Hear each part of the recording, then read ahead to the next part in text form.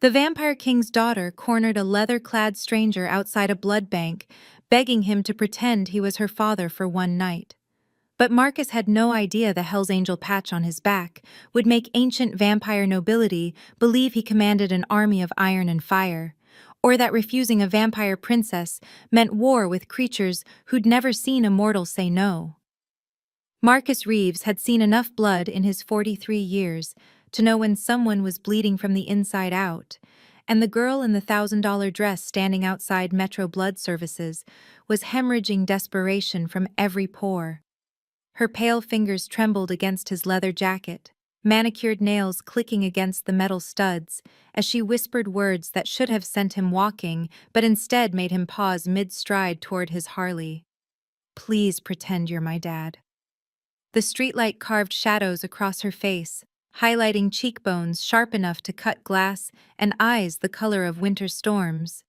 Marcus had been propositioned by plenty of rich girls looking to piss off daddy, but this one smelled wrong, like expensive perfume trying to mask something metallic and ancient. The briefcase in her other hand gleamed silver under the fluorescent glow spilling from the blood bank's windows, and when she popped it open with a soft click, Marcus counted more cash than he'd seen outside of a drug deal gone sideways. $30,000 in neat stacks, crisp hundreds bound with rubber bands that looked like they'd never seen the inside of a bank vault. The girl's voice cracked when she spoke again, revealing an accent that belonged in old movies about European royalty, something cultured and refined that sat strangely on someone who couldn't be older than 20. "My father will kill anyone who disappoints me tonight, and I need someone who looks like they could fight back." Marcus's laugh came out harsh and disbelieving because he'd heard that line before from mob princesses and cartel daughters, but the way she said kill made his spine prickle with recognition. This wasn't teenage drama or daddy issues wrapped in designer rebellion. This was the kind of fear that came from knowing exactly what death looked like and understanding that it was coming whether you were ready or not. The sirens in the distance grew louder, and Marcus caught sight of the girl's reflection in the blood bank window, noting how the glass seemed to swallow her image like she wasn't entirely there. When she grabbed his forearm to emphasize her next words, her grip left impressions that would bruise by morning, strength that belonged to someone twice her size and 3 times her apparent age. The scent of old copper pennies clung to her skin beneath the designer fragrance, and Marcus recognized it from emergency rooms and crime scenes, the particular smell of blood that had been spilled and cleaned but never quite forgotten. Her story tumbled out in fragments between glances at her diamond-crusted watch, a tale of ancient laws and arranged marriages that sounded like something from a history book about medieval princes and political alliances. She spoke of a father who commanded respect through fear and a betrothal ceremony that would seal her fate to a man whose name she whispered like a curse. "Lord Valerian," she said, and the way the syllables fell from her lips made Marcus think of winter graveyards and things that fed in darkness. The girl claimed her name was Seraphina, princess of a bloodline that stretched back centuries, and she'd told her father lies about having a mortal guardian who would object to her being married off like property. Now those lies were coming home to roost, and she had 30 minutes to produce a father figure or face consequences that made her hands shake when she tried to explain them. Marcus studied her face in the harsh streetlight, noting how her skin seemed too pale for someone who claimed to be 20, translucent enough that he could see delicate blue veins tracing patterns beneath the surface. Her breathing came too shallow and too controlled, like someone consciously remembering to perform an action that should be automatic. When she smiled, trying to convince him to take the job, her canine teeth caught the light with a sharpness that sent warning bells clanging through his skull. 20 years of riding with the Hell's Angels had taught Marcus to recognize predators in human clothing, but this girl was something else entirely, something that made his instincts scream danger while his conscience argued for protection. The cash meant freedom from the mechanic shop where he'd been pulling double shifts to cover his brother's medical bills, but the job itself felt like stepping into quicksand, with weights tied to his ankles. Still, when Seraphina's façade cracked, and he glimpsed the terror beneath her composed mask, Marcus found himself nodding before his brain could list all the reasons this was a spectacularly bad idea. The girl's relief hit him like a physical force, and she pressed the briefcase into his hands with fingers that felt cold as winter morning metal. She explained the rules in rapid-fire sentences that sounded like survival instructions, telling him that vampires existed in the shadows of the human world, governed by laws older than any government and infinitely more brutal in their enforcement. Her father believed mortals were insects unless they commanded power and territory, and she'd convinced him that her protector led a motorcycle brotherhood that controlled smuggling routes across 3 states. The Hells Angels patch on Marcus's back, she explained, would sell the story better than any acting could manage, because vampire nobility understood hierarchy and respected strength above all else. As they walked toward his Harley, Serafina's heels clicked against wet pavement with mechanical precision, each step measured and deliberate like someone who'd learned to move, without making sound. She climbed onto the bike behind him with surprising familiarity, settling against his back with the kind of practiced ease that suggested this wasn't her first midnight ride. Her arms wrapped around his waist, and Marcus felt the absence where her heartbeat should have been, a silence that made his skin crawl with recognition of something fundamentally wrong.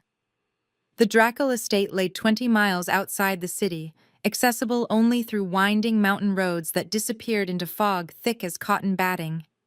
As they rode through the darkness, Marcus caught glimpses of the tail following them in his mirrors, sleek black sedans with windows tinted dark enough to hide anything that might be riding inside.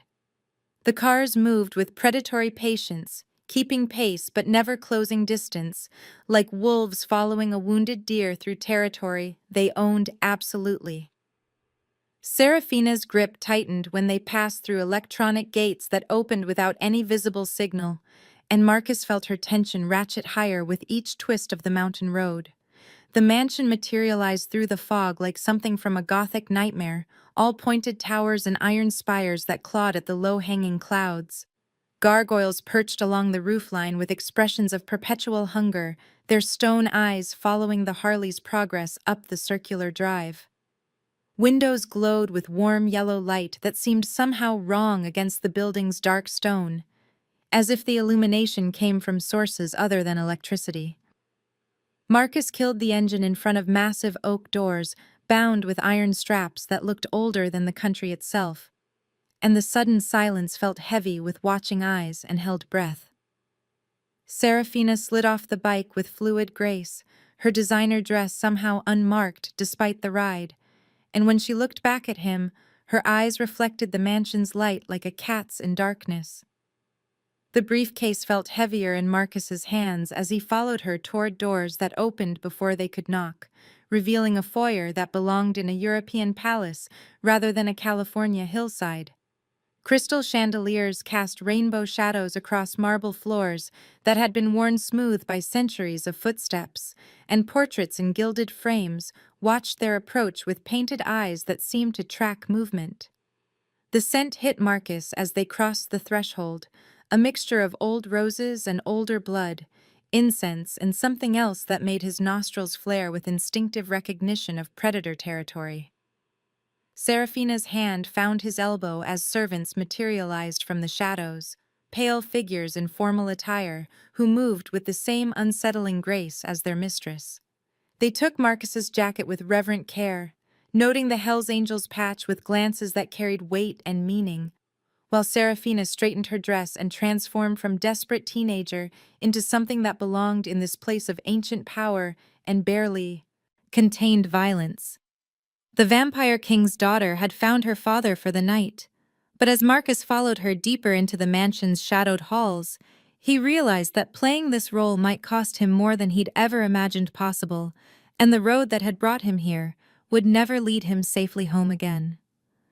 The ballroom stretched before Marcus like a cathedral dedicated to shadows and power, its vaulted ceiling disappearing into darkness, while crystal chandeliers cast fractured light across faces that belonged in museum paintings about forgotten royalty. Vampire King Lucian Dracul commanded the space from a throne carved from obsidian that seemed to absorb light rather than reflect it, his presence filling the room with the kind of absolute authority that made hardened criminals look away and crosses themselves. Marcus had faced down rival gang leaders and federal agents, but walking into this assembly felt like entering a den where every occupant could tear him apart without breaking conversation.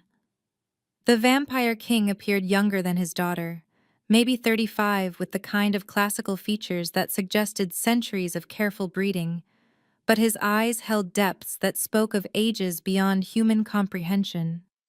Dark hair fell in waves past shoulders, clothed in a suit that probably cost more than Marcus's bike, and when those ancient eyes fixed on the newcomers, the temperature in the room seemed to drop several degrees.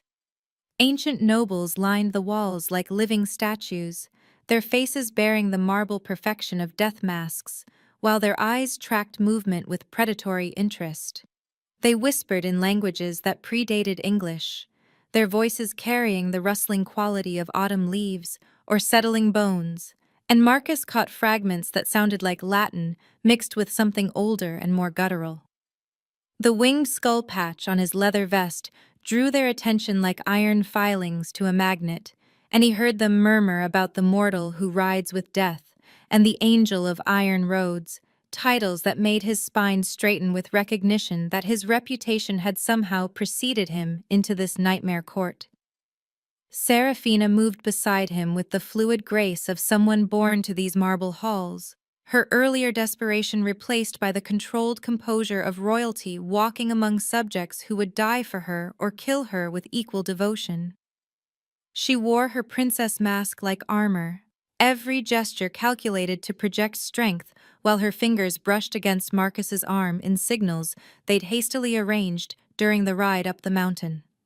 When she spoke, her voice carried across the ballroom with crystal clarity, introducing Marcus as her father and protector, the leader of a brotherhood that commanded respect across mortal territories. Marcus stepped forward with the swagger he'd perfected in biker bars and prison yards, his presence filling space the way men learn when violence is always one wrong word away. He demanded to know why his daughter was being forced into marriage without his consent, his voice carrying the gravelly authority of someone accustomed to being obeyed without question. The words felt strange in his mouth because he'd never had children, never wanted the responsibility of protecting someone else's dreams. But something about Serafina's desperate courage made the paternal instincts feel almost natural. Lucian's interest sharpened like a blade finding its edge, and Marcus realized that the Vampire King was testing him, probing for weaknesses with the methodical precision of someone who'd spent centuries reading human nature. The throne room fell silent except for the whisper of silk and the soft tick of an antique clock that marked time in a place where time had different meaning. Marcus held the Vampire King's gaze without flinching, drawing on 20 years of stare-downs with men who killed for recreation and survived by never showing fear. His road-hardened nerves served him well in this moment, mistaken by ancient eyes for supernatural resistance rather than simple human stubbornness. Lord Valerian emerged from the shadows like smoke given form, and Marcus understood immediately why Serafina feared this creature more than death itself. The vampire moved with liquid grace that suggested centuries of hunting practice, his pale features carved with the kind of cruel beauty that belonged on fallen angels in medieval paintings. When he smiled, fangs caught the light like ivory daggers, and his eyes held the cold calculation of someone who viewed other beings as possessions to be acquired and discarded. Valerian's voice carried a cultured accent that made every word sound like a threat wrapped in silk, and when he spoke of claiming his bride, the possessive hunger in his tone made Marcus's hands curl into fists.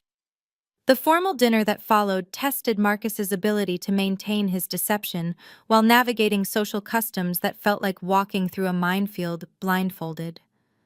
Serafina guided him with subtle touches and whispered instructions, teaching him which fork to use and when to stand. But the real challenge lay in projecting confidence while surrounded by predators who could smell fear like blood in water. The dining hall stretched longer than some city blocks, its mahogany table polished to mirror brightness and set with silver that gleamed like captured moonlight. Servants moved with the same predatory grace as their masters, filling wine glasses with liquid that tasted metallic and warming, leaving an aftertaste that reminded Marcus of pennies and iron. Every conversation carried undercurrents of threat and alliance. Ancient politics played out in seemingly casual remarks about territory and bloodlines and debts that stretched back centuries. Marcus found himself seated between a countess who claimed to have danced at Versailles and a baron whose pale scars suggested he'd survived more than one assassination attempt. They spoke of mortal affairs with the detached interest of scientists studying insects, discussing human governments and economies like weather patterns that occasionally affected their plans. When Lucian questioned Marcus about his territory and brotherhood, the biker drew on real Hell's Angels hierarchy to create believable answers, describing chapters and prospects and the intricate web of loyalty and violence that bound his brothers together. He spoke of highways and bars and the kind of respect that came from proving yourself worthy through action rather than birthright. And something in his voice convinced the Vampire King that this mortal understood power in ways that transcended species. The turning point came when Valerian made the mistake of testing Marcus's resolve, suggesting with silken contempt that mortals who played at being wolves often forgot they were really sheep, dressed in leather and false courage. The room went silent as a tomb, every conversation stopping mid-sentence, while ancient eyes focused on the confrontation brewing between predator and prey. Marcus felt the familiar calm that preceded violence, the cold focus that had kept him alive through bar fights and gang wars, and the kind of desperate encounters where hesitation meant bleeding out on pavement. He leaned back in his chair with deliberate casualness, letting his voice drop to the quiet register that made smart men step back and stupid ones reach for weapons. His words cut through the silence like steel through silk, informing Valerian that his daughter wouldn't marry anyone who showed disrespect to her family, and that any man who couldn't treat a woman with dignity probably couldn't handle what came with challenging someone who'd earned his patch through blood and time. The threat wasn't subtle, and Marcus made no effort to disguise the promise of violence that lay beneath his controlled tone. He'd learned long ago that respect came from demonstrating you were willing to fight for what mattered, even when the odds suggested you shouldn't survive the encounter. Lucian's approval rippled through the room like heat from a furnace, and Marcus realized that the Vampire King valued strength above courtesy, respected those who defended their own even against impossible odds. But as the dinner continued and conversations resumed their deadly undercurrents, Marcus began to understand that he'd walked into something far more complex and dangerous than a simple family dispute. These creatures played games where the stakes were measured in centuries rather than years, where alliance and betrayal danced together like lovers in the shadows, and where one wrong move could destroy not just him, but everyone he'd ever cared about. The weight of deception pressed against his shoulders like a physical burden as he maintained his role throughout courses of food that looked beautiful and tasted of things he couldn't identify. Seraphina's hand found his under the table during the final toast, her fingers cold as winter morning, but steady with the kind of courage that came from knowing you were already walking through hell and deciding to keep moving forward. When Lucian raised his glass and spoke of family bonds and the sacred duty of protecting those who shared your blood, Marcus lifted his own glass and met the Vampire King's eyes with the steady gaze of someone who understood that some promises, once made, could never be taken back. The wine burned down his throat like liquid fire, and as applause echoed through the dining hall, Marcus realized that his performance had been too convincing, that he'd crossed a line from pretending to care about Seraphina to actually meaning every word he'd spoken in her defense, and that this transformation would make what came next either salvation or the most expensive mistake of his life. And now's the time to stop and subscribe to our channel.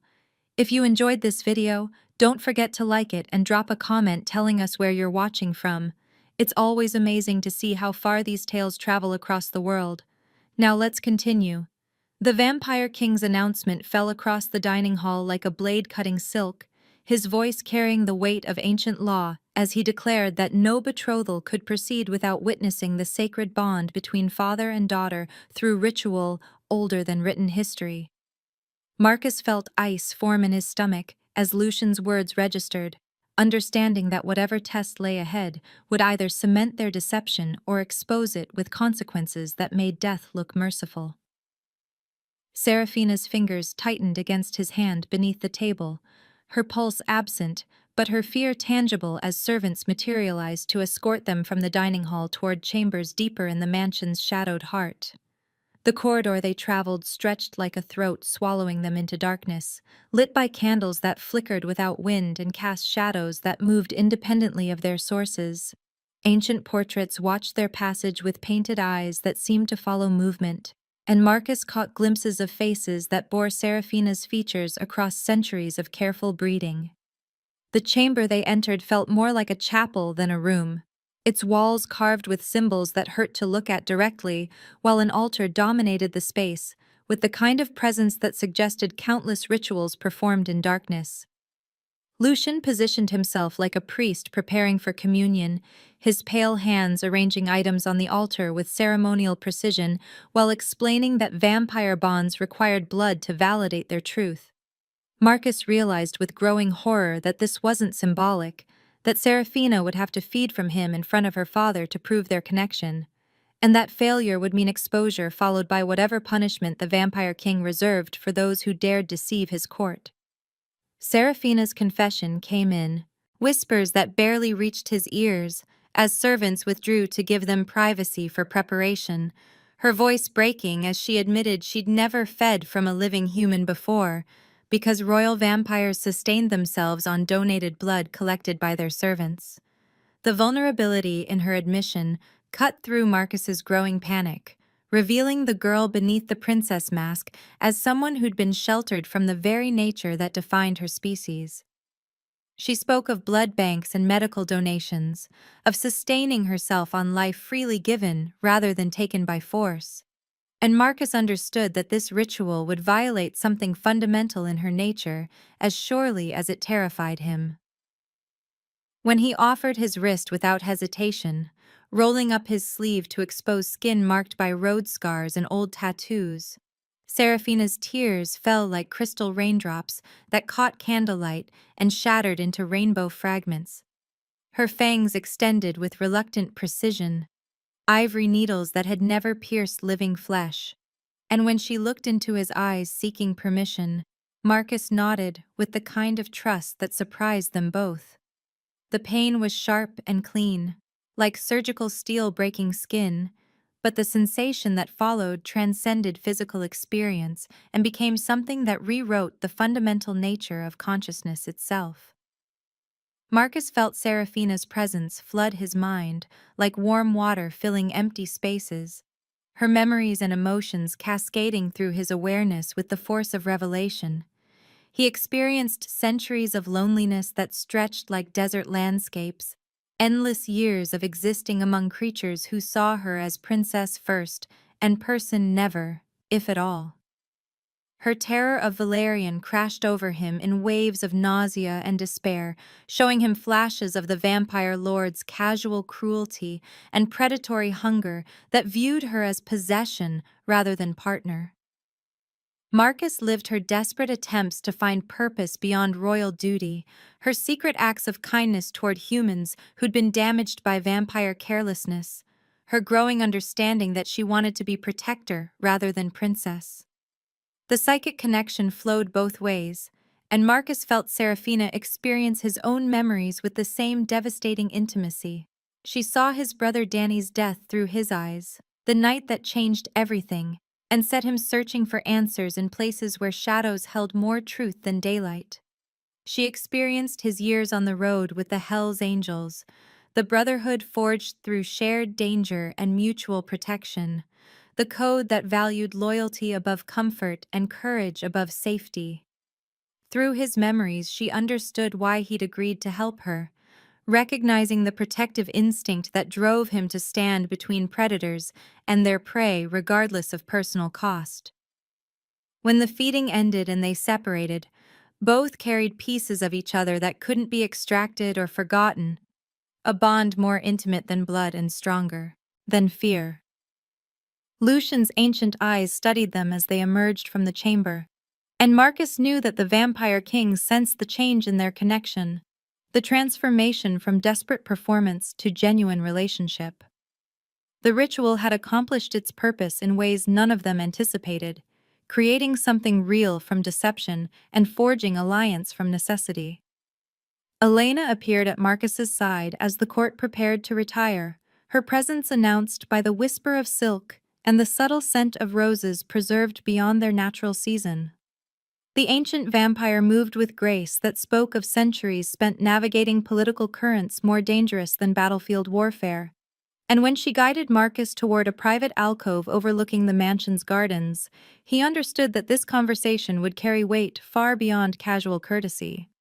Elena's appearance suggested someone who'd been beautiful when humanity was young, her features carved with classical perfection, while her eyes held depths that made him think of libraries filled with secrets and wisdom earned through surviving ages that would have broken lesser minds.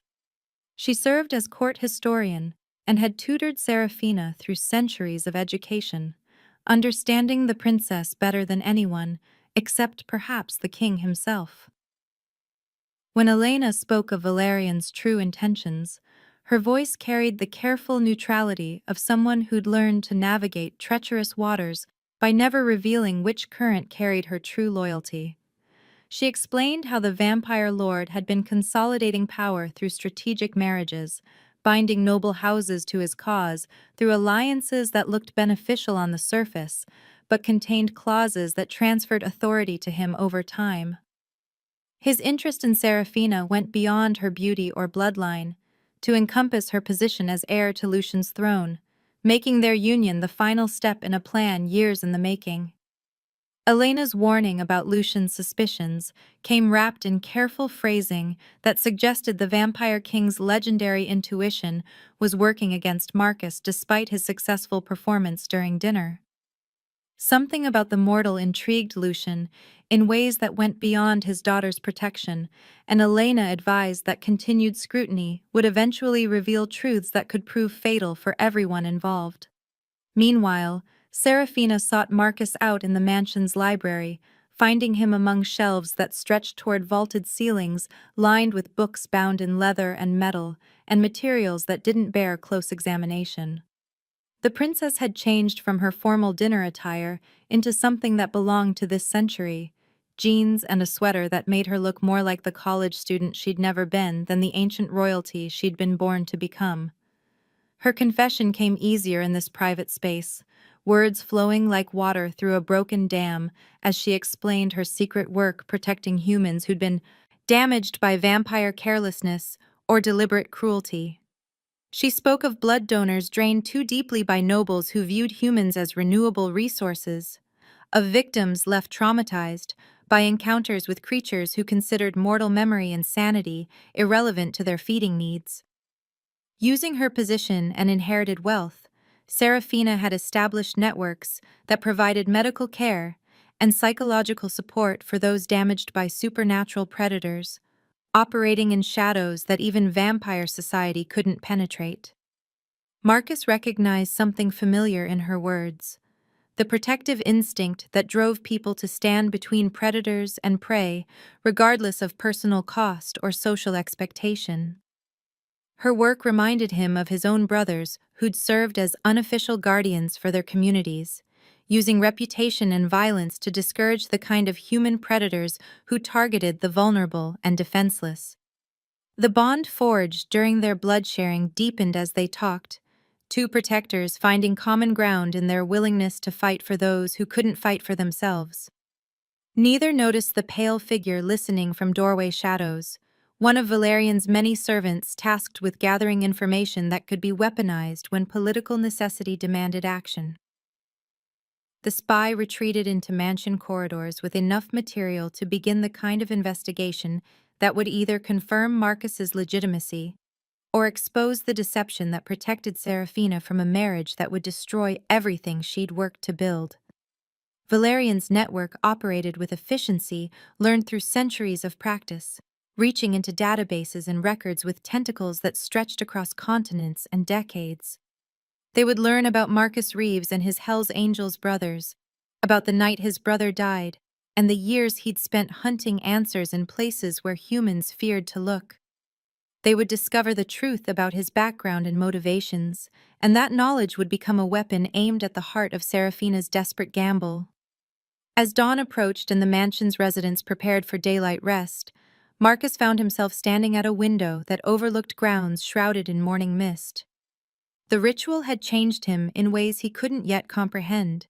creating connections that transcended the physical feeding to establish bonds that felt more real than anything he'd experienced in 20 years of brotherhood and brotherhood.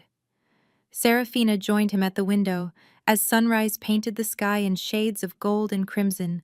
her reflection absent from the glass, while his presence seemed somehow diminished, as if sharing blood had made him partially transparent to the natural world.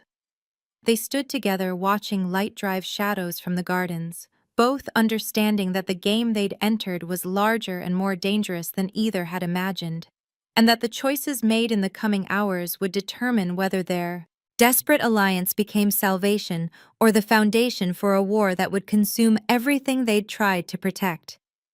Valerian's investigation bore fruit with the methodical precision of a scalpel peeling back layers of flesh to expose bone, his network of informants and hackers working through the night to uncover every detail of Marcus Reeves's existence, from birth certificate to prison records to the tragic police report filed 15 years ago in a small Colorado town where a young man named Danny Reeves had been found torn apart behind a roadhouse bar. The official cause of death read wild animal attack, but the crime scene photos told a different story to eyes trained in supernatural predation, revealing bite marks too precise and calculated for any earthly creature, wounds inflicted with surgical precision rather than bestial fury. Marcus had been 28 when his younger brother died, already a member of the Hells Angels, but not yet the road-hardened veteran who would spend the next decade and a half hunting through shadows for answers that police couldn't provide and coroners wouldn't acknowledge. The investigation revealed hospital records from emergency rooms across 3 states, documenting Marcus's numerous injuries from encounters that medical professionals couldn't explain, wounds that suggested he'd tangled with things that possessed supernatural strength and left claw marks that didn't match any known predator. Valerian's spies uncovered a pattern of Marcus appearing in towns where unexplained deaths had been quietly covered up by authorities who preferred comfortable lies to impossible truths, his Harley's engine roaring away from crime scenes that bore the signatures of vampire attacks, or werewolf maulings, or things that existed in nightmares rather than nature. The vampire lord's smile was sharp as winter steel when his servants presented evidence that Marcus Reeves had been hunting supernatural predators for years, developing instincts and knowledge that kept him alive through encounters that should have killed him dozens of times over. His Hells Angels chapter operated in territory where creatures of darkness fed on human prey, and Marcus had unknowingly served as their guardian, using reputation and violence to discourage predators who preferred easy victims to dangerous ones. The accumulated evidence painted a picture of a man who dedicated his life to protecting innocents from monsters, making him either the most dangerous hunter ever to infiltrate vampire society or the perfect ally for a princess who shared his protective instincts. Valerian chose to interpret the evidence as threat rather than opportunity, presenting his findings to Lucian with the carefully modulated enthusiasm of a prosecutor delivering closing arguments to a jury already convinced of the defendant's guilt. The Vampire King's rage erupted like a volcano that had been building pressure for centuries, his fury shaking the mansion's foundations while servants fled from corridors, suddenly filled with the kind of supernatural wrath that could stop hearts and shatter minds. Crystal chandeliers swayed despite the absence of wind, and portraits throughout the mansion began bleeding from painted eyes as Lucian's power escaped his control and infected the very structure of his domain. Marcus felt the vampire king's anger like a physical force pressing against his chest, making breathing difficult, while the temperature in the library dropped until frost began forming on the windows, despite the California climate. Serafina stood frozen between her father's fury and her protector's growing understanding that their deception had been exposed in the worst possible way, torn between loyalty to family and devotion to the man who'd risked everything to protect her from a marriage she couldn't escape alone. The confrontation took place in the ballroom where they'd first met, with Lucian's voice carrying the weight of absolute authority as he demanded explanations for Marcus's presence in his court. Valerian presented his evidence with the theatrical flair of someone who enjoyed watching enemies squirm before delivering killing blows, describing Marcus's history of supernatural encounters, while suggesting that hunter infiltration represented the worst possible threat to vampire society. The assembled nobility whispered among themselves with the hungry anticipation of spectators at gladiatorial games, their ancient faces reflecting centuries of boredom finally broken by drama that promised blood and betrayal in equal measure. Marcus stood silent under the vampire king's scrutiny, understanding that any words he spoke would either dig his grave deeper or provide ammunition for enemies who'd already decided his fate. The truth was more complex than Valerian's presentation suggested, but nuance had no place in a court where suspicion meant death, and explanation was often considered admission of guilt.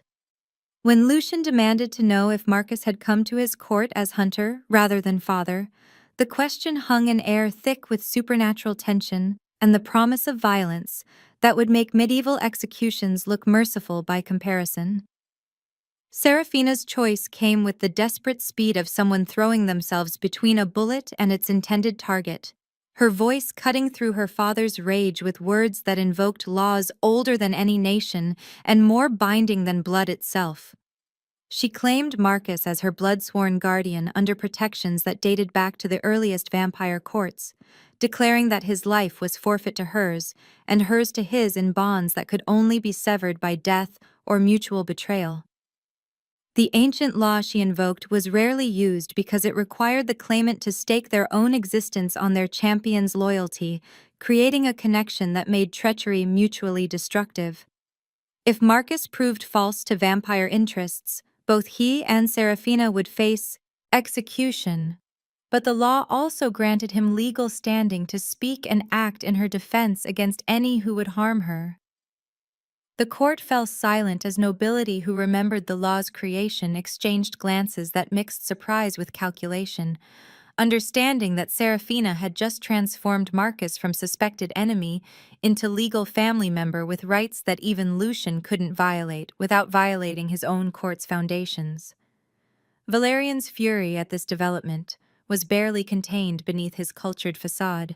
his plans for political advancement through marriage suddenly complicated by legal protections that made attacking Marcus equivalent to attacking Serafina herself. The vampire lord's response came with the calculated cruelty of someone who understood that legal maneuvering could be countered by physical force, his demand for trial by combat echoing through the ballroom with the weight of ancient tradition that even protective laws couldn't override.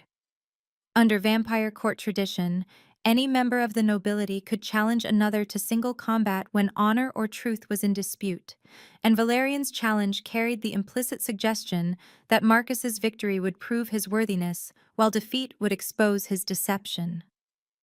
The vampire lord's confidence was evident in every gesture as he explained the terms of engagement,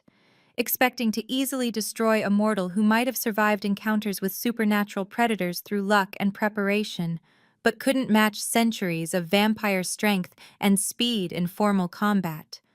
Marcus accepted the challenge before Serafina could object, understanding that refusing would validate every accusation while fighting offered at least the possibility of survival and vindication.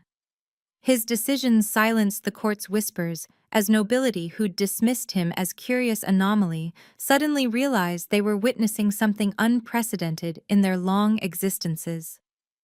The preparations for trial by combat began with ceremonial efficiency as servants cleared the ballroom floor and arranged torches that would provide proper illumination for the coming spectacle. Ancient weapons were brought from the mansion's armory, blades forged in darker ages when vampire courts settled disputes through blood rather than politics, though Valerian would fight with natural advantages that no weapon could balance. Marcus was offered his choice of armaments from a collection that included swords blessed by forgotten priests and daggers carved from materials that existed nowhere in the mortal world. But his hands settled on the iron chain from his motorcycle and the silver skull ring that had been his companion through 20 years of brotherhood and violence. The court buzzed with anticipation as word spread through the mansion that immortal would face vampire nobility in single combat, with stakes that included not just his own life, but the princess who'd claimed him as guardian. Ancient creatures who'd witnessed the rise and fall of empires gathered to watch a confrontation that would either validate their assumptions about human weakness or force them to reconsider everything they believed about the prey they'd hunted for centuries. Elena found Marcus in the hour before combat, her ancient eyes reflecting centuries of wisdom, as she offered advice that came from watching countless warriors prepare for battles they couldn't win. She spoke of vampire weaknesses that textbooks didn't mention, of strategies that might give mortal determination an edge against supernatural advantage, of the importance of fighting not just for victory, but for the principles that made victory meaningful. Meanwhile, Serafina paced her chambers like a caged wolf, understanding that her desperate gamble had transformed their deception into something that transcended performance and became truth. She'd staked her existence on Marcus's character, and whether he won or lost, their fates were now intertwined in ways that would either save them both or destroy them together. As midnight approached and the court assembled for combat that would determine the future of vampire politics and human supernatural relations, Marcus stood in the ballroom's center, feeling the weight of every decision that had brought him to this moment. The chain in his hands felt heavier than iron, weighted with the responsibility of protecting someone who'd become more real to him than his own survival, while the silver ring on his finger carried the accumulated luck and determination of a man who'd spent 15 years hunting monsters and finally found one worth saving rather than killing. The ancient courtyard stretched like an amphitheater carved from nightmares, its stone walls rising toward stars that seemed dimmed by the supernatural tension crackling through air thick enough to taste. Torches mounted on iron brackets cast dancing shadows that writhed across faces gathered to witness combat that would either validate centuries of vampire superiority or shatter assumptions about mortal weakness that had shaped their society since its bloody inception. Marcus stood in the courtyard's center, feeling cobblestones worn smooth by ages of violence beneath his boots, the iron chain from his Harley coiled in hands that had learned to kill through necessity rather than choice, while the silver skull ring caught torchlight with the promise of blessed metal against unholy flesh. Valerian entered the combat circle with predatory grace that made watching nobles lean forward in anticipation, his pale form moving with liquid precision while removing his formal jacket to reveal a physique carved from marble and tempered by centuries of supernatural strength. The vampire lord's confidence radiated like heat from a forge as he smiled with fangs that gleamed like ivory daggers in the flickering light, his eyes reflecting flames with the hungry anticipation of someone who'd grown bored with easy victories and relished the opportunity to toy with prey before delivering death. Lucian's voice echoed across stone walls as he formally began the trial, his words carrying the weight of laws written in blood and enforced through terror, declaring that combat would continue until one participant yielded or died, and that victory would determine truth in matters where deception clouded justice. The Vampire King's ancient authority filled the space like a physical presence, while assembled nobility held collective breath, understanding that they were witnessing something that would be whispered about in their courts for centuries to come, regardless of its outcome. Marcus felt time slow as Valerian began his attack, superhuman speed turning the vampire into blur of motion that should have ended the fight before mortal reflexes could respond. But 15 years of hunting supernatural predators had taught him to read movement patterns and anticipate strikes that came faster than human eyes could follow. The first exchange lasted seconds that felt like hours, Valerian's claws raking air where Marcus had been standing, while the biker rolled beneath the vampire's guard and lashed out with his chain in movements learned through decades of bar fights and prison yards, where hesitation meant bleeding out on concrete floors. Iron links bit into vampire flesh with the sharp crack of metal against bone, drawing blood that steamed in the cool night air, while Valerian's roar of pain and surprise echoed off courtyard walls. The assembled nobles shifted with collective unease as they realized this mortal wasn't dying as quickly as anticipated, that something about his movements suggested knowledge rather than luck, experience rather than desperate flailing. Marcus pressed his advantage with the methodical brutality of someone who understood that fighting fair meant dying slowly, using every dirty trick learned through survival that depended on ending threats before they could kill him. He wrapped the chain around his fist like brass knuckles made from blessed iron, feeling the metal warm against his skin as it made contact with vampire flesh and left burns that glowed like brands in the darkness. Valerian's speed was overwhelming, but Marcus had fought faster opponents in dive bars, where violence erupted without warning and survival depended on thinking 3 moves ahead while moving 2 steps faster than death itself. The tide of battle shifted when Marcus managed to hook his chain around Valerian's throat during a moment when the vampire's arrogance led him too close, iron links settling against pale skin with the hiss of metal burning undead flesh. The courtyard fell silent except for Valerian's agonized screams as iron seared vampire skin like acid,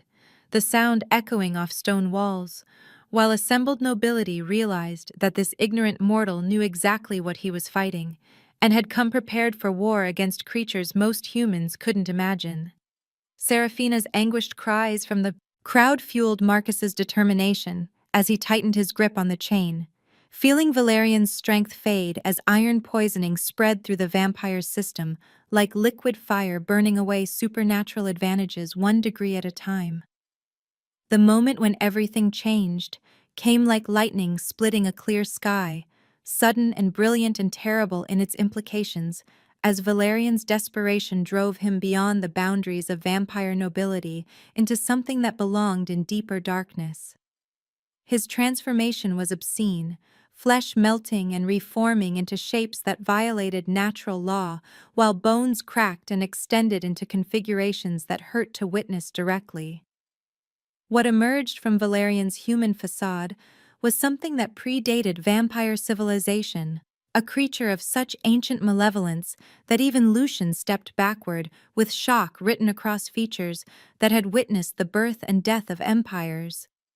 The thing that had been Valerian towered above Marcus, with wings like tattered leather and claws that dripped venom capable of liquefying flesh, its eyes burning with hunger that had devoured civilizations and left nothing but bones and bitter memory.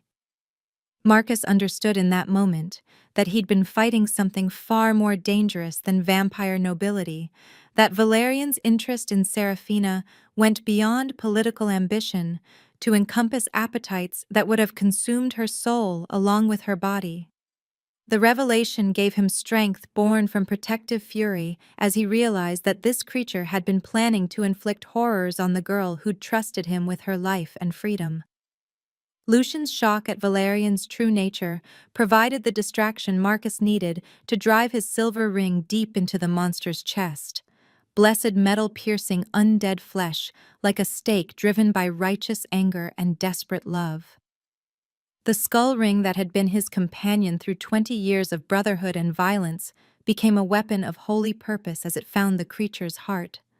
Silver burning through corruption with the pure light of metal blessed by priests who'd understood the difference between protection and destruction.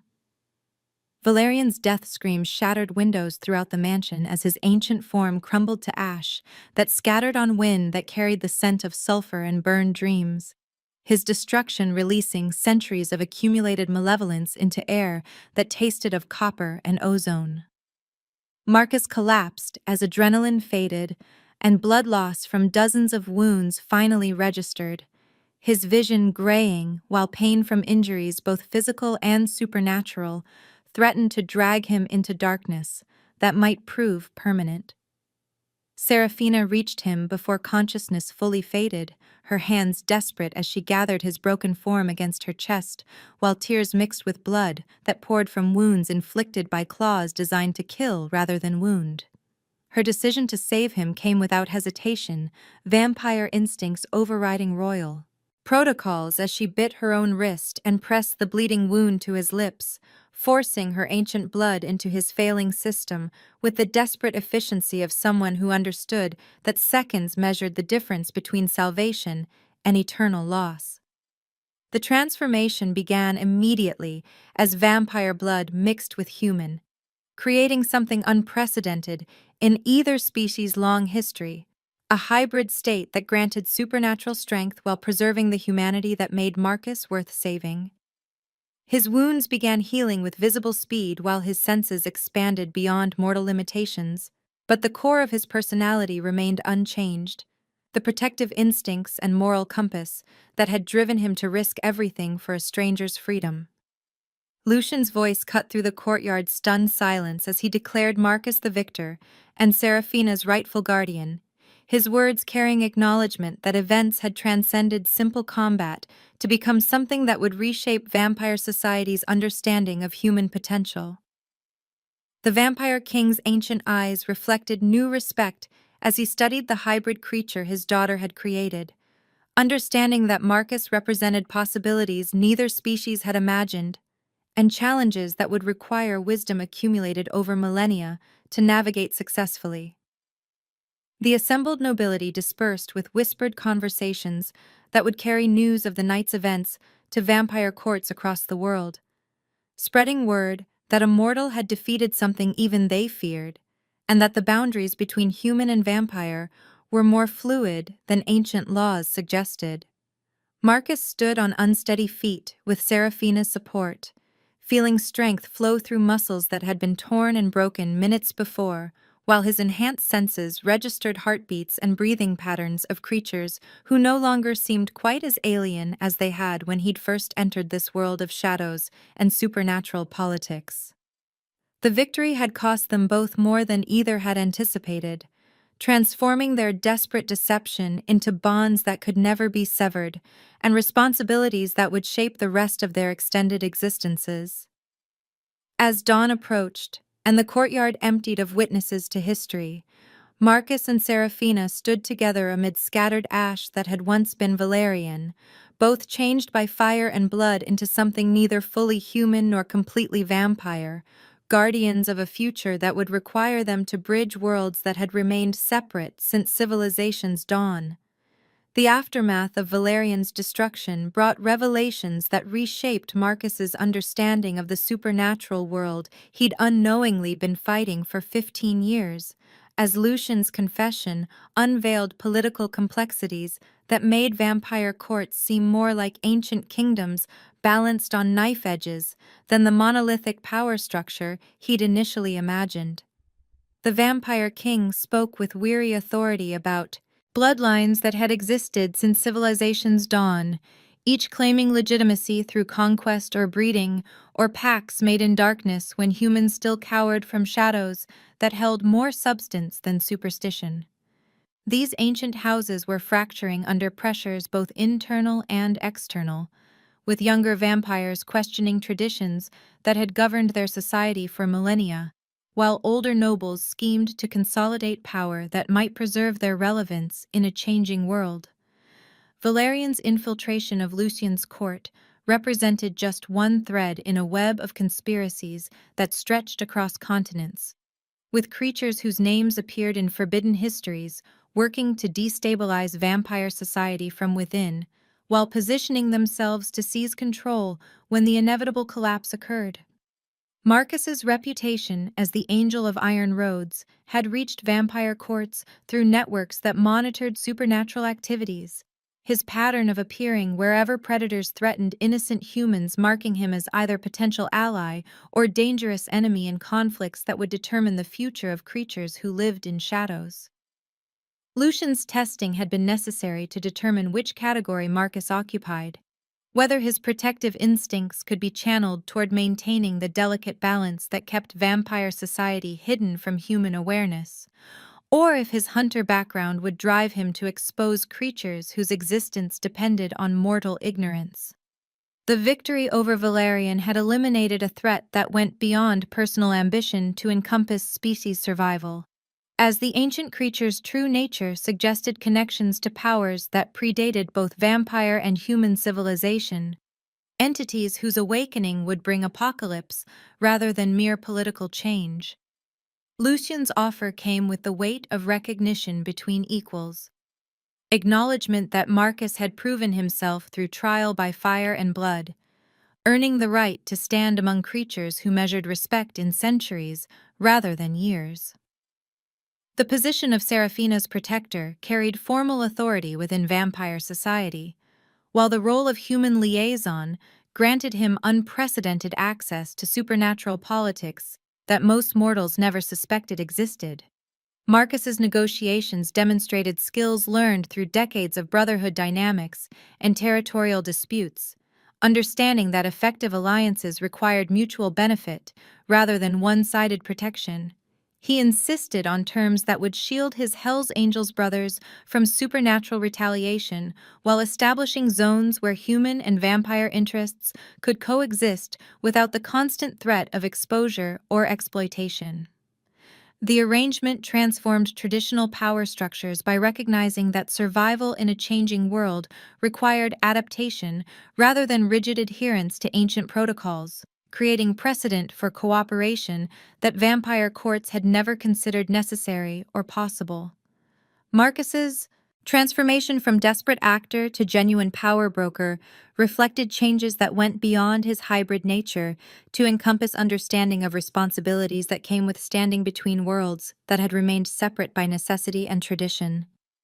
The months following the trial by combat witnessed the evolution of relationships that transcended their origins in deception and desperation, as Marcus and Seraphina discovered genuine connection beneath the roles they'd been forced to play. Her centuries of isolation had created hunger for authentic relationship that went beyond the formal interactions required by royal protocol, while his protective instincts found purpose that elevated duty beyond mere survival into something approaching sacred calling. Seraphina learned about human resilience through watching Marcus navigate situations that should have destroyed him, but instead revealed depths of moral courage that vampire society had never acknowledged mortals possessed. She observed how he applied principles learned through brotherhood and hard experience to problems that seemed insurmountable, refusing to compromise core values, even when expedience suggested that flexibility might preserve life and limb. His stubborn integrity became education in characteristics that vampire nobility had dismissed as human weakness, but which proved to be sources of strength that could overcome obstacles that supernatural power alone couldn't address. Marcus discovered that Seraphina's apparent confidence masked centuries of uncertainty about her place in a world where she'd been valued for bloodline rather than character, where her opinions mattered less than her ability to produce heirs who would continue ancient traditions. Her hunger for purpose beyond royal duty resonated with his own search for meaning that went beyond revenge and protection to encompass building something positive from the ashes of past tragedy. Together, they began establishing networks that operated in spaces between official vampire society and human awareness, creating safe houses for mortals who'd been damaged by supernatural encounters, while providing refuge for vampires who sought escape from toxic bloodline politics that valued power over principles. Their work attracted creatures from both species who shared their vision of coexistence based on mutual respect rather than predator-prey relationships that had defined interactions for millennia. The foundation they built became something unprecedented in supernatural history, a diplomatic framework that acknowledged legitimate interests on both sides while establishing protocols for resolving conflicts without resorting to the violence that had traditionally characterized human-vampire interactions. Marcus's hybrid nature, made him uniquely qualified to understand both perspectives, possessing supernatural abilities that granted him credibility among vampire nobility, while retaining human empathy that allowed him to advocate effectively for mortal concerns. Serafina's position as heir to one of the most powerful vampire courts provided political weight that transformed their initiatives from charitable work into movements that could influence policy across supernatural society. Their growing influence attracted attention from other ancient bloodlines who viewed their activities as either threats to established order or opportunities to forge alliances that might prove crucial in coming conflicts. Elena became their unofficial advisor, using her position as court historian to provide context for decisions that would echo through vampire society for centuries to come. While Lucian's public support granted them protection from creatures who might otherwise have moved to eliminate what they perceived as dangerous precedent. The network they established grew to encompass safe houses in major cities, staffed by humans who understood supernatural realities, and vampires who'd chosen cooperation over exploitation, creating islands of neutrality in a world where such concepts had never existed. Their success demonstrated that alternatives to traditional power structures were possible, that creatures who'd been enemies by nature could find common ground through shared commitment to protecting rather than preying upon the vulnerable. The bond between Marcus and Serafina deepened beyond the artificial connection created through blood sharing to encompass genuine affection that neither had experienced in their respective lifetimes. She found in him the father she'd never known, someone who valued her thoughts and dreams rather than viewing her as political asset or biological necessity for continuing bloodlines. He discovered in her the daughter he'd never expected to have, someone whose courage and compassion reminded him daily that protection could be creative as well as destructive, that strength could build as well as tear down. Their relationship became model for the kind of trust that their broader diplomatic efforts sought to establish between species that had never learned to see each other as anything more than predator or prey. The transformation of their deception into authentic connection provided proof that understanding could bridge differences that seemed insurmountable, that family could be chosen rather than inherited, that love could grow from the most unlikely circumstances when nurtured by courage and commitment to principles that transcended species boundaries. As their influence expanded and their network grew to encompass creatures from multiple supernatural communities, Marcus and Serafina found themselves at the center of changes that would reshape the hidden world's relationship with human society in ways that neither had imagined when a desperate princess first approached a leather-clad stranger outside a blood bank and begged him to pretend to be her father for one night. 6 months after the trial that transformed a desperate deception into genuine alliance, Marcus operated from a fortified clubhouse that had evolved far beyond its origins as a simple biker bar into something unprecedented in either human or supernatural history. The building occupied an entire city block in the industrial district where questions weren't asked and official attention rarely penetrated, its reinforced walls housing meeting rooms where vampire nobles sat across tables from werewolf pack leaders, while federal agents who'd stumbled onto supernatural realities learned to navigate politics that existed beyond any government charter. The Hells Angels chapter that called this place home had transformed into guardians of boundaries between worlds, mortals who understood the weight of secrets that could destroy civilization while protecting communities that most humans never suspected existed in the shadows of their daily lives. Marcus's brothers had adapted to their new role with the pragmatic acceptance of men who'd learned that survival sometimes required embracing impossibilities, trading their ignorance of supernatural realities for knowledge that made them invaluable mediators in conflicts where traditional authority held no meaning. The clubhouse's main floor served as neutral ground where creatures who'd been enemies for millennia could meet under protection of codes older than governments and more binding than treaties, while the basement levels contained secure facilities for refugees from supernatural conflicts who needed sanctuary from their own kind. Serafina's territory encompassed safe houses scattered throughout the metropolitan area, each one staffed by carefully selected volunteers who understood that their work involved protecting both human victims of supernatural violence and vampires seeking escape from bloodline politics that valued power over principles. Her network had grown to include therapists trained in supernatural trauma, doctors who understood unusual physiologies, and lawyers who specialized in legal problems that couldn't be solved through conventional channels. The princess who'd once been trapped by ancient traditions now commanded resources that rivaled established vampire courts, using inherited wealth and political connections to create infrastructure that served communities existing in spaces between official recognition and complete invisibility. The transformation of their partnership from desperate performance to genuine alliance had attracted attention from supernatural communities across the globe, with delegations arriving weekly to observe or challenge their unconventional approach to interspecies cooperation. Werewolf packs that had maintained territorial disputes with vampire courts for centuries found themselves grudgingly acknowledging that neutral mediation might achieve results that violence had failed to produce. While ancient creatures whose names appeared in forbidden histories emerged from hiding to test whether this new paradigm offered opportunities for coexistence they'd never dared imagine possible. Marcus's reputation as the Angel of Iron Roads had evolved into something more complex, a hybrid figure who commanded respect among creatures that measured authority in supernatural power, while maintaining credibility with human institutions that required documentation and official channels for legitimacy. His dual nature made him uniquely qualified to navigate between worlds that operated according to fundamentally different principles,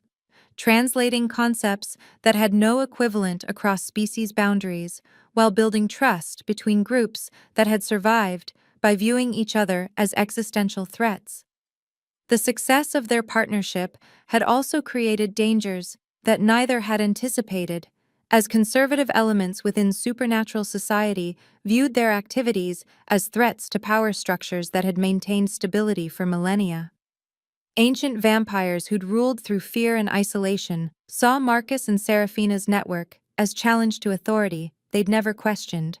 while human agencies that had built careers on maintaining public ignorance of supernatural realities found their carefully constructed cover stories undermined by evidence that monsters existed and were developing political consciousness. The fortified clubhouse had become target for extremists from multiple factions who believed that exposure or exploitation served their interests better than the careful balance Marcus and Serafina worked to maintain, requiring security measures that combined human technology with supernatural protections in configurations that had never been tested under real combat conditions. The first major crisis that would define their future emerged from tensions between werewolf packs whose territorial instincts had been inflamed by vampire expansion into regions traditionally claimed by shapeshifter communities. Pack leaders who'd accepted supernatural politics as an inevitable fact of existence found themselves facing younger wolves who questioned why ancient treaties should bind them to subservience when vampire courts commanded wealth and influence that could be seized through strategic revelation of supernatural existence to human authorities. The threat of exposure represented nightmare scenario for all supernatural communities, as government agencies that discovered the existence of creatures with superhuman abilities would inevitably seek to weaponize or eliminate them, destroying centuries of careful coexistence in favor of policies that served human interests exclusively. Marcus and Serafina found themselves coordinating response that required delicate balancing between werewolf demands for territorial justice and vampire needs for continued secrecy, while managing human officials who were beginning to notice patterns that suggested their reality was more complex than official reports acknowledged. The negotiations took place in conference rooms designed to accommodate creatures whose physical transformations could occur without warning, with security measures that could contain supernatural violence while maintaining atmosphere of diplomatic respect that made productive dialogue possible. Marcus's hybrid nature allowed him to understand werewolf concerns about territorial integrity, while his partnership with Serafina granted him credibility among vampire nobles who might otherwise have dismissed shapeshifter grievances as irrelevant to superior species. The princess's centuries of education in vampire law provided framework for agreements that acknowledged werewolf rights while preserving the secrecy that protected all supernatural communities from human attention that could prove catastrophic for everyone involved. Their success in preventing exposure while addressing legitimate grievances established their reputation as mediators capable of bridging divides that had seemed impossible to cross, creating precedent for peaceful resolution of conflicts that had traditionally been settled through violence or political maneuvering. The resolution involved territorial adjustments that granted werewolf packs formal recognition within vampire-dominated regions, while establishing protocols for future disputes that emphasized mediation over confrontation. Human authorities who'd begun investigating unusual activities received carefully crafted explanations that satisfied official curiosity without revealing truths that would have destabilized governmental assumptions about the nature of reality itself. The success of these negotiations attracted attention from supernatural authorities across multiple continents, who recognized that Marcus and Serafina had achieved something unprecedented in recorded history, creating framework for cooperation that could serve as model for resolving conflicts that had festered for centuries without solution. Their partnership had evolved into institution that commanded respect from creatures who'd never acknowledged mortal authority while maintaining legitimacy with human agencies that required official channels for any meaningful cooperation.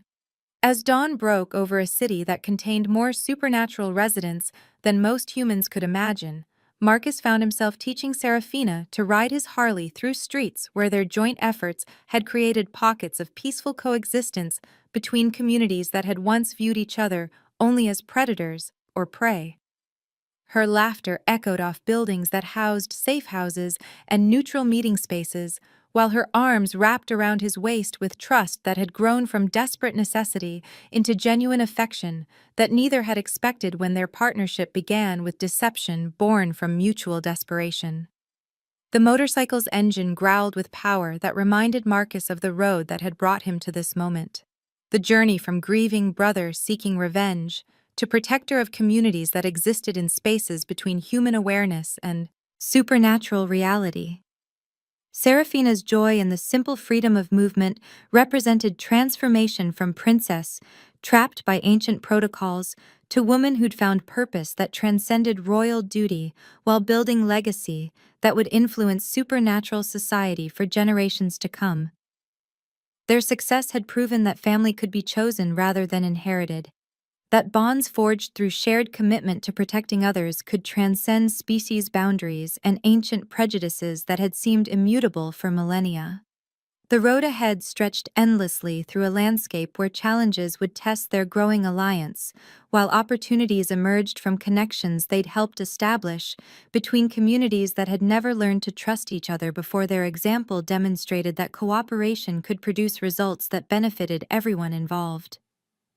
The sun's light caught the silver skull on Marcus's ring and the diamond pendant Serafina wore, symbols of worlds that had learned to appreciate differences that made them stronger rather than viewing diversity as threat to stability built through isolation and mutual fear. Their story had become foundation for new understanding between supernatural and human communities,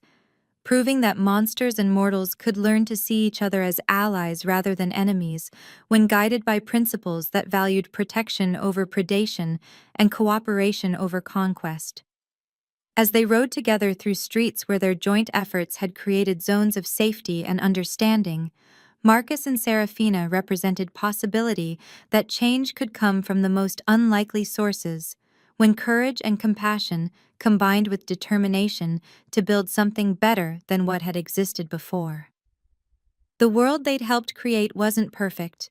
but it was measurably better than the one they'd found when a desperate vampire princess first approached a leather-clad stranger outside a blood bank and begged him to pretend he was her father, setting in motion events that would transform both their lives and the hidden reality, where supernatural communities had learned that survival required adaptation rather than rigid adherence to traditions that no longer served their needs in a changing world.